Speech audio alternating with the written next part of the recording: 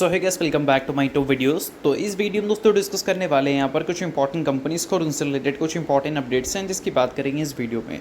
तो चलिए दोस्तों वीडियो की शुरुआत करते हैं। सबसे पहली कंपनी की बात करते हैं। पहली कंपनी का नाम है kinase technologies India limited. But इसको डिस्कस करने से पहले दोस्तों, अगर आपने अभी तक चैनल को सब्सक्राइब नहीं किया है तो चैनल को सब्सक्राइब करके बेल आइकन को प्रेस कर लो और टेलीग्राम चैनल को भी ज्वाइन कर लो, जिसका लिंक आपको डिस्क्रिप्शन में देखने को मिल जाएगा। और दोस्तों एक डिस्क्लेमर भी है, जो भी कंपनी से रिलेटेड न्यूज़ एंड अपडेट्स हम लोग कवर करेंगे वो सारी न्यूज़ एंड अपडेट्स सिर्फ और सिर्फ एजुकेशन पर्पस के लिए, सीखने के लिए है। तो इसको किसी भी तरह का इन्वेस्टमेंट एडवाइस मत समझना, आप खुद से रिसर्च और एनालिसिस भी कर सकते हैं। तो चलिए दोस्तों वीडियो की शुरुआत करते हैं। सबसे पहले बात करते हैं काइनेस टेक्नोलॉजीज से रिलेटेड कुछ इंपॉर्टेंट न्यूज़ एंड अपडेट्स के बारे में। सो दोस्तों अगर हम काइनेस टेक्नोलॉजीज़ की बात करें तो फिलहाल आज के दिन ये कंपनी आपको काफ़ी ज़्यादा फोकस में देखने को मिली थी। इसके पीछे का सबसे बड़ा रीज़न है कंपनी की परफॉर्मेंस। आज के दिन कंपनी की परफॉर्मेंस कुछ खास अच्छी हमें विटनेस करने को मिला नहीं था। अभी देखोगे 52 वीक हाई से तो ये कंपनी करीब 13.6% आपको नीचे देखने को मिल रही है। यानी कि बोल सकते हैं अभी के टाइम पे जो कंपनी 10% के आसपास अगर 52 वीक हाई से नीचे है तो मतलब वो कंपनी का परफॉर्मेंस उतना भी ख़राब नहीं है जितना ख़राब मार्केट का सिचुएशन है। सिचुएशन के हिसाब से देखें तो कोई कंपनी अगर 20% से ज़्यादा नीचे है तो उस केस में बोल सकते हैं कि कंपनी ठीक ठाक नीचे है। अगर 10% के आसपास नंबर है तो बोल सकते हैं कि वो परफॉर्मेंस उतना भी ख़राब नहीं है। क्योंकि पॉइंट ये है कि जब मार्केट ख़राब रहता है तो अच्छी कंपनी हो, बेकार कंपनी हो, बड़ी कंपनी हो, छोटी कंपनी हो, सभी में अच्छा खासा पिटाई दिखने को मिलता है। और जो कंपनी में पिटाई कम देखने को मिलता है तो उस केस में कंपनी का परफॉर्मेंस अच्छा माना गया, क्योंकि कंपनी ने आपसे ज़्यादा कुछ तो लिया नहीं जितना बाकी कंपनीज ने लिया। तो इसी वजह से बोल सकते हैं कि अभी के टाइम पे देखोगे तो काइनेस टेक्नोलॉजीज 4% के आसपास की गिरावट आज के दिन दिखाई थी, बट फिर भी उतना ख़राब परफॉर्मेंस डिलीवर नहीं किया अगर रिसेंट टाइम्स के रिकॉर्ड के हिसाब से देखें तो। बट दोस्तों अभी के टाइम पे इसके अगर हम वैल्यूएशंस की बात करें तो वैल्यूएशंस आपको ज़रूर थोड़ा करेक्ट होता हुआ दिखा है। 200 के पी पे ये कंपनी कुछ टाइम पहले आपको ट्रेड करती हुई दिख रही थी। अभी के टाइम पे देखोगे तो 140 के पी के आसपास आपको ये कंपनी दिख रही है। इसका जो पिछले 5 साल का मीडियन पी है वो 120 का है। तो मीडियन पी से तो कंपनी का करंट पी ज़्यादा ही है, बट इसका जो ऑल टाइम हाई पी था उससे अगर देखोगे तो अच्छा खासा लगभग कितना 30% के आसपास कंपनी आपको नीचे देखने को मिल रही है, मतलब वैल्यूएशन के पॉइंट ऑफ व्यू से देखें तो। बट इसी पैरामीटर पे अगर हम कंपनी के नंबर्स को कंपेयर करें तो पिछले 1 साल में कंपनी के रेवेन्यू एंड कंपनी के प्रॉफिट अच्छा परफॉर्म किए हैं। 3 साल का भी रिकॉर्ड अच्छा है और 5 साल का भी रिकॉर्ड अच्छा है। तो ऐसे टाइम पे कोई कंपनी अगर वैल्यूएशंस थोड़ा सा अपना गवाती है तो उसके पीछे का सबसे बड़ा रीज़न हो सकता है सेंटिमेंट्स। ख़राब सेंटिमेंट्स में अक्सर वैल्यूएशंस करेक्शंस हमें दिखती है, like Dixon Technologies. Recent times में देखोगे तो डिक्सन टेक्नोलॉजीज़ के वैल्यू भी अच्छी खासी करेक्ट हुई है। भले उस पीरियड में कंपनी के नंबर्स ख़राब नहीं दिखेंगे बट वैल्यूएशंस आपको करेक्ट होते हुए दिखेंगे। और वही चीज़ें की वजह से काइनेस टेक्नोलॉजी की भी परफॉर्मेंस पिछले कुछ दिनों में अगर देखोगे तो थोड़ी वीक देखने को मिली है। तो आई होप आपको गिरावट के प्रॉपर रीज़न समझ आ गए होंगे। बट हाँ, इन सारी चीज़ों को सिर्फ एजुकेशन पर्पज़ की तरह देख सकते हैं, किसी भी तरह का ये रिकमेंडेशन नहीं है। सो अब दोस्तों वीडियो में आगे बढ़ने से पहले बात कर लेते हैं सेबी रजिस्टर्ड टेलीग्राम चैनल के बारे में, जिसको चाहो तो आप ज्वाइन कर सकते हो। अब ज्वाइन करने का सबसे बड़ा बेनिफिट क्या है वो मैं आपको समझा देता हूँ। देखो, मार्केट से रिलेटेड जो इंपॉर्टेंट एनालिसिस होते हैं वो आपको यहाँ पर देखने को मिलता है, वो भी बिल्कुल फ्री ऑफ कॉस्ट। उसके अलावा काफ़ी सारी कंपनी के चार्ट्स आपको देखने को मिलते हैं रेगुलर बेसिस पे, जो कि यूट्यूब पे तो अब आपको देखने को मिलेगा नहीं। तो वो सारी चीज़ें आपको टेलीग्राम में ही अपडेटेड देखने को मिल जाती हैं।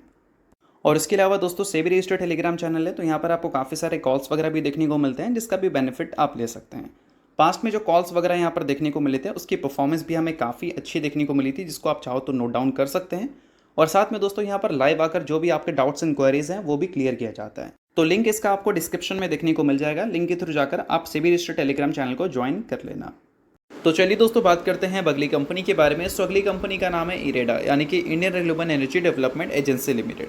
सो दोस्तों अगर हम इरेडा की बात करें तो कल के दिन इरेडा आपको फोकस में देखने को मिलने वाली है, क्योंकि भाई कल के दिन कंपनी के Q2 के रिजल्ट हमें देखने को मिलेंगे।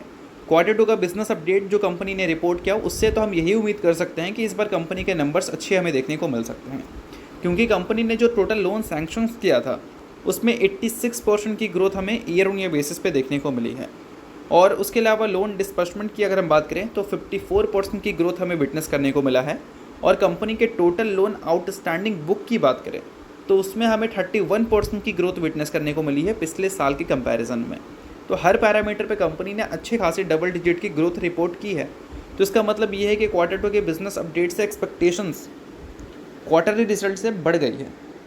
अब देखो, क्वार्टरली रिजल्ट अगर कंपनी का 40% से रेवेन्यू ग्रो करके दिखाता है तो उस केस में मेरे हिसाब से कंपनी के नंबर्स को अच्छा कंसिडर किया जा सकता है, क्योंकि अभी के टाइम पे कंपनी का जो करंट पी है वो 26.9 का है।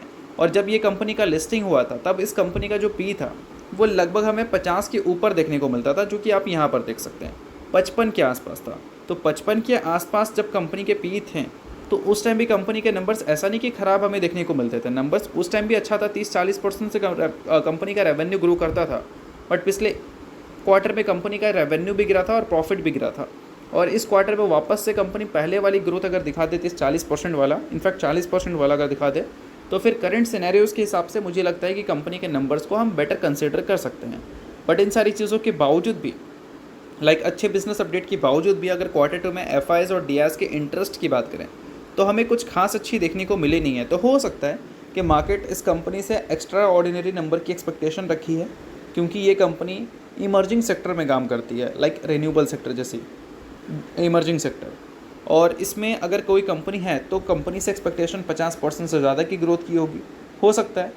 और ऐसा कंपनी ने पिछले कुछ टाइम में दिखाया नहीं है, तो इस वजह से भी कंपनी के वैल्यूएशंस थोड़े से हो सकता है टूटे हैं। बट इन सारी चीज़ों का हम ज़्यादा मायने नहीं रखते हैं, क्योंकि सिनेरियोज़ के हिसाब से बात की जाती है और करंट सिनेरियोज़ के हिसाब से मुझे लगता है 40% की ग्रोथ रेवेन्यू एंड प्रॉफिट में अच्छी मानी जाएगी। बाकी देखते हैं कि कल के दिन नंबर कैसे आते हैं। अब इसके अलावा दोस्तों बात करते हैं अगली कंपनी के बारे में। अगली कंपनी का नाम है टाटा मोटर्स लिमिटेड। बट इसको डिस्कस करने से पहले दोस्तों, अगर आपने अभी तक सेबी रजिस्टर्ड टेलीग्राम चैनल को ज्वाइन नहीं किया है तो उसका लिंक आपको डिस्क्रिप्शन में दिख जाएगा, लिंक के थ्रू जाकर चैनल को ज्वाइन कर सकते हैं। सेबी रजिस्टर्ड टेलीग्राम चैनल है तो काफ़ी सारे अपडेट्स, न्यूज़ एंड एनालिसिस आपको यहाँ पर देखने को मिलते हैं, स्टॉक से रिलेटेड बात करें या फिर इंडस्ट्री से रिलेटेड। उसके अलावा टेलीग्राम चैनल है सेबी रजिस्टर्ड रिसर्च एनालिस्ट का, तो इनके आपको कॉल्स भी दिखते हैं, जिसको भी आप चाहो तो चेकआउट कर सकते हो। तो लिंक आपको डिस्क्रिप्शन में दिख जाएगा, लिंक के थ्रू जाकर बिल्कुल फ्री ऑफ कॉस्ट आप इस चैनल को ज्वाइन कर सकते हैं। अब दोस्तों टाटा मोटर्स की अगर हम बात करें तो आज के दिन कुछ बड़ी अपडेट्स टाटा मोटर्स से रिलेटेड देखने को मिली थी, जिसके बारे में हम लोग बात करेंगे। बट पिछले कुछ टाइम में टाटा मोटर्स की परफॉर्मेंस अगर देखोगे पिछले 7 दिनों का, तो कुछ खास अच्छी परफॉर्मेंस नहीं है। 7 दिन में 7% की गिरावट इस कंपनी में देखने को मिली थी। अब इस परफॉर्मेंस के पीछे का सबसे बड़ा रीज़न अगर किसी को देना चाहें तो आप बोल सकते हैं डीमर्जर वो हो सकता है। अब देखो दोस्तों, कोई भी कंपनी जब डीमर्ज होती है तो उस कंपनी में अक्सर परफॉर्मेंस बोल सकते हैं शॉर्ट टर्म में थोड़ी वॉलेटिलिटी वाली दिखती है। अब इसके पीछे का सबसे बड़ा रीज़न मैं आपको समझा देता हूँ। तो देखो, फॉर एग्जांपल आप RIL ले लो, यानी कि रिलायंस इंडस्ट्रीज़ लिमिटेड। अब रिलायंस इंडस्ट्रीज़ में तो कई सारी कंपनीज है भाई, आपको वहाँ पर जियो भी दिखता है, आपको वहाँ पर रिटेल भी दिखता है और वहाँ पर O2C भी दिखता है। तो अगर आपको जियो में इन्वेस्टमेंट करना है तो अभी के टाइम पे तो आपके पास जियो का लिस्टेड शेयर्स देखने को नहीं मिलेगा, आपको रिलायंस में ही जाना पड़ेगा। तो उस केस में क्या है कि अगर आप रिलायंस में जाते हो तो आपको जो इन्वेस्टमेंट है वो सभी कंपनीज़ में हो जाएगा।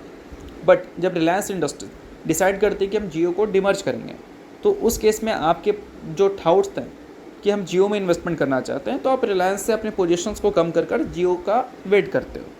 तो वही चीज़ें आपको विटनेस करने को मिलती है अक्सर जब कंपनी डिमर्ज करती है अपने बिजनेस को। तो और वो चीज़ बोल सकते हैं टाटा मोटर्स अभी रिसेंट टाइम में फेस करती हुई दिखी है। बट इन सारी चीज़ों के बीच में टाटा मोटर्स की जो सब्सिडरीज हैं JLR, उससे रिलेटेड भी जो अपडेट्स आई हैं वो कुछ खास अच्छी नहीं है, तो वो भी एक रीज़न आप गिरावट का ले सकते हो।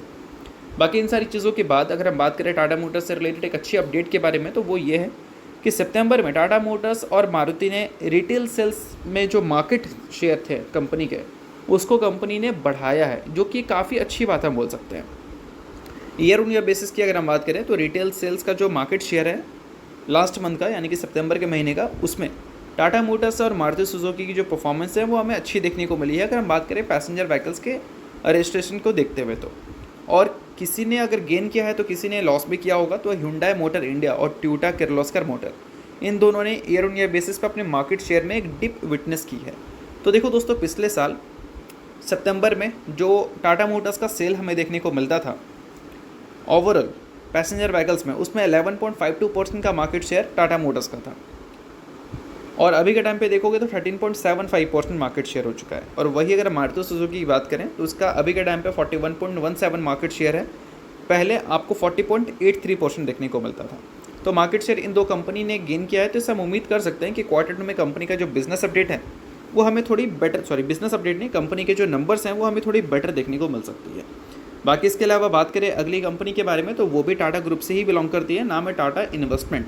रिसेंटली कंपनी ने स्टॉक स्प्लिट की अनाउंसमेंट की थी 1:10 की रेशियो में, जिसका एक्स डेट रिकॉर्ड डेट कल के दिन रहने वाला है। सो अगर आप टाटा इन्वेस्टमेंट के शेयर होल्डर हैं तो इस चीज़ को आप ध्यान में रखना। बाकी शेयर होल्डर अगर आप नहीं है तो आप इग्नोर कर सकते हैं। न्यूज़ तो इस वजह से मैंने बता दिया, बाकी ये किसी भी तरह का रिकमेंडेशन नहीं है। तो चलिए दोस्तों, ये वीडियो यहाँ तक था। करता हूँ वीडियो आपको अच्छा लगा होगा, लाइक कीजिए, पहली बार सब्सक्राइब कीजिए। वीडियो के लिए बहुत बहुत शुक्रिया।